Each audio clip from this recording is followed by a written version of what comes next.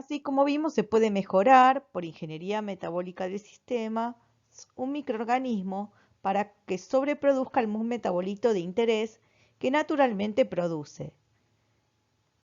Como vimos en el ejemplo anterior, se pueden aumentar la expresión de genes, noquear genes o modificar genes con mutaciones puntuales para evitar, por ejemplo, la retroalimentación negativa.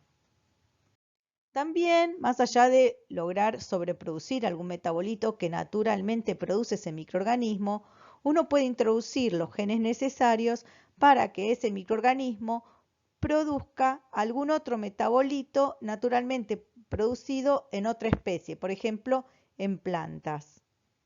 Para eso se introducen los genes de las enzimas necesarias para producir esos metabolitos. Entonces se ramifican o se prolongan las redes metabólicas.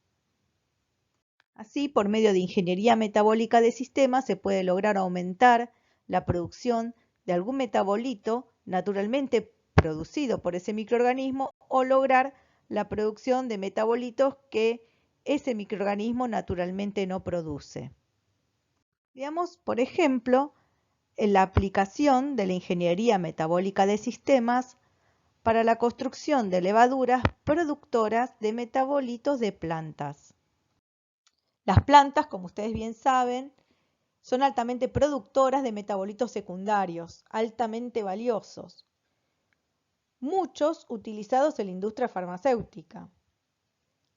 Estos intervienen en mecanismos de defensa contra la infección, depredación, radiación UV, y sin embargo su extracción de plantas es de muy bajo rendimiento.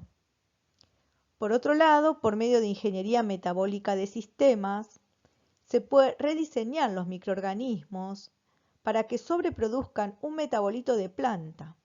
Por ejemplo, han reconstruido rutas metabólicas de plantas en levaduras para crear factorías para la producción eficiente de metabolitos secundarios.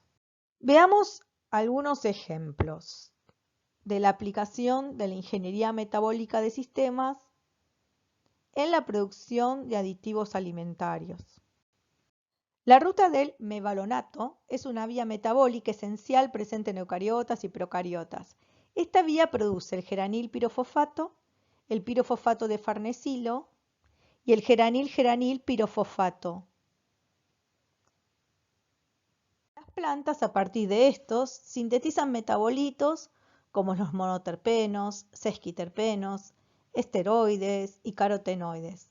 Las levaduras no producen dichos compuestos, pero lo que se ha hecho es introducir las enzimas heterólogas de plantas en las levaduras para lograr su producción en forma económica.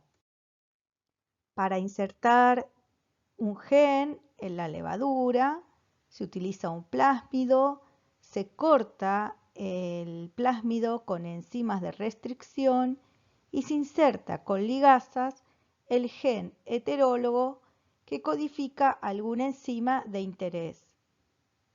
Luego la levadura es transformada con el plásmido por electroporación y finalmente se seleccionan las colonias que hayan incorporado el plásmido.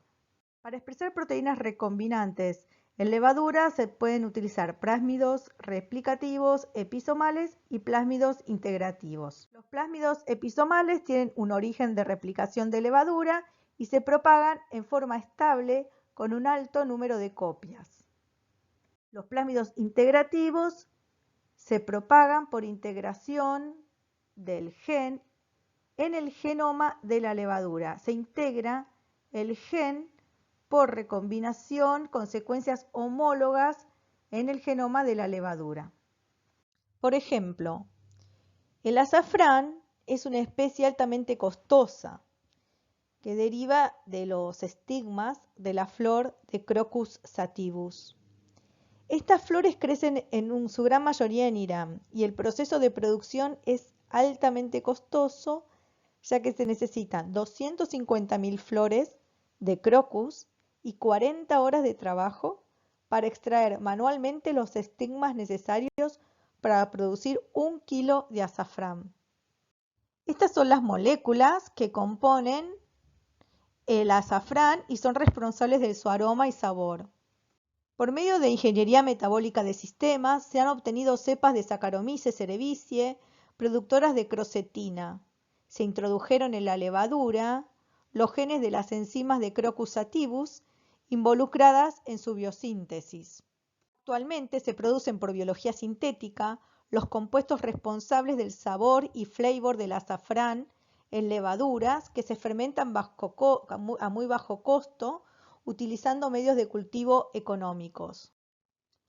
Un caso similar es el de la vainillina, que es líder en el mercado de compuestos aromáticos, y en este caso su producción también implica un alto costo. Es necesario sacar la vaina de la orquídea y para producir 1 kilo de vainillina se necesitan 500 gramos de vainas, 40.000 flores, lo cual es un proceso muy costoso y laborioso. Otra alternativa es la producción por síntesis química. Actualmente, por medio de ingeniería metabólica de sistemas, se han obtenido cepas de Saccharomyces sobreproductoras de vainillina. Y cada vez más se comercializa la vainillina obtenida por biología sintética. Otro caso paradigmático es el de la stevia. La stevia es altamente utilizada como edulcorante. La stevia es un extracto natural que se obtiene a partir de las hojas de una planta originaria de Sudamérica, la stevia rebaudiana. El principal componente es el esteviósido, el edulcorante. En la antigüedad fue utilizado por las poblaciones originarias para endulzar sus infusiones como hierba dulce. La stevia es una fuente natural de dulzor sin calorías. Actualmente, por medio de ingeniería metabólica de sistemas, se han obtenido cepas de Saccharomyces cerevisiae productoras de esteviósido y se comercializa ampliamente el esteviósido obtenido por biología sintética.